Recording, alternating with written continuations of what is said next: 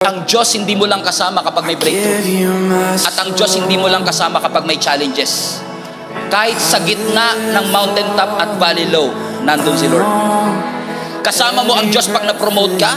Kasama mo ang Diyos pag nawalan ka ng trabaho. Pero yung araw-araw kang pumapasok sa trabaho, kasama mo pa rin ang Panginoon. Hindi lang natin na-appreciate kasi yun ang ordinary.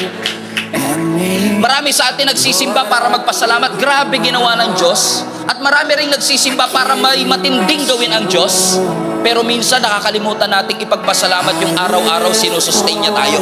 Yung araw-araw may trabaho tayo. Yung araw-araw may nakakain tayo. Yung paglakad po natin kasama si Jesus, kasama din po sa pagpapala ng Diyos at presensya ng Diyos, yung mga simple at ordinaryong parte ng ating buhay. Yung mga average and typical. Yung simpleng pagsikat ng araw, kasama mo ang Panginoon. Yung simpleng paghinga mo, every second, kasama mo ang ating Panginoon.